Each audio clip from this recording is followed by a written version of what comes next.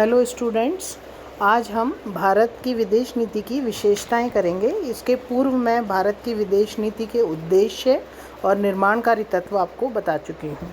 तो भारत की विदेश नीति की जो प्रमुख विशेषताएं हैं उसमें सर्वप्रथम और सर्वोपरि जो है वो है गुटनिरपेक्षता की नीति।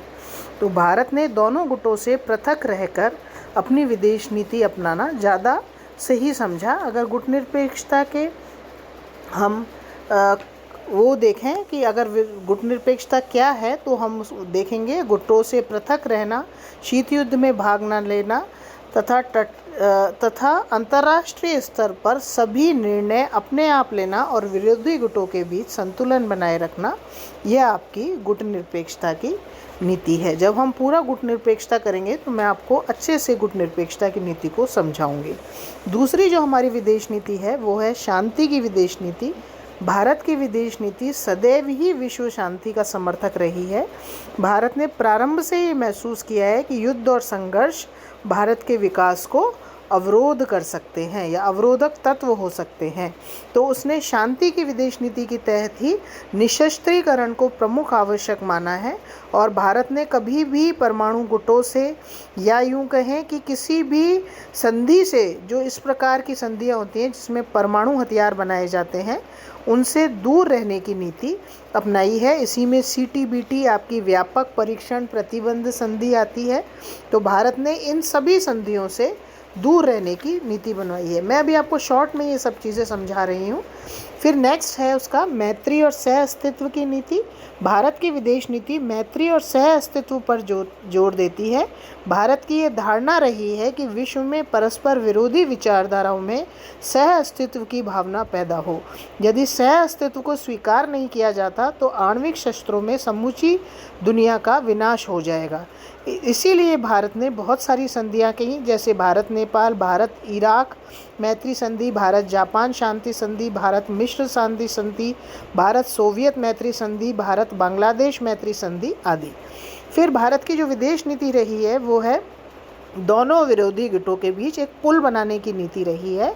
तो भारत ने विश्व में परस्पर विरोधी गुटों के मध्य सेतुबंधु का कार्य किया है। अपनी गुटनिरपेक्षता नीति के कारण भारत दोनों गुटों के बीच एक मिलाने वाली कड़ी का काम किया है। इसी में अगर आप देखें तो कोरिया, हिंद चीन, कांगो आदि समस्याओं का समाधान भारत ने सभी गुटों के बीच या विरोधी गुटों के बीच अपने आप को बीच में रखकर, ताकि वो शांति से वो समस्या का निराकरण हो सके, इसका प्रयास किया है। फिर जो महत्वपूर्ण है भारत की साधनों की पवित्रता की नीति रही है। भारतीय संविधान में भी कहा गया है कि अंतर्राष्ट्रीय शांति और सुरक्षा का, राज्यों के बीच न्यायपूर्ण और सम्मानपूर्ण संबंधों को बनाए रखने का, संगठित लोगों के एक दूसरे के व्यवहारों में अंतर्राष्ट्रीय विधि और संधि बंधनों के प्रति आदर बढ़ाने का, अंतर्राष्ट्रीय विवादों को मध्यस्थता द्वारा निपटाने के लिए प्रोत्साहन देने आदि का भारत प्रयत्न करेगा। इसी में हम देखेंगे 1965 का ताशकंद समझौता, 1972 का शिमला समझौता, ये सब उसने साधनों की पवित्रता की नीति के अंतर्गत ही किया। अब भारत का जो महत्वपूर्ण है, जो नेहरू का है, पंचशील पर जोर देने वाली नीति है। पंचशील से अभिप्राय है आचरण के 5 सिद्धांत, और वो सिद्धांत कौन से हैं वो मैं बता रही हूँ। पहला, एक दूसरे की प्रादेशिक अखंडता और सर्वोच्च सत्ता के लिए पारस्परिक सम्मान की भावना। दूसरा, अनाक्रमण। तीसरा, एक दूसरे के आंतरिक मामलों में हस्तक्षेप न करना। चौथा, समानता एवं पारस्परिक लाभ। और पांचवा, शांतिपूर्ण सह अस्तित्व।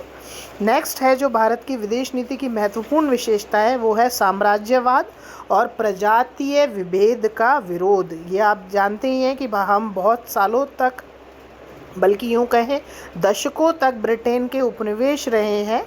तो इसलिए हम साम्राज्यवाद का बहुत पुरजोर रूप से विरोध करते हैं और प्रजातीय विभेद मतलब गोरे काले का विभेद के हम शुरू से ही विरोधी रहे हैं। इसीलिए हमने अफ्रीका का हमेशा साथ दिया।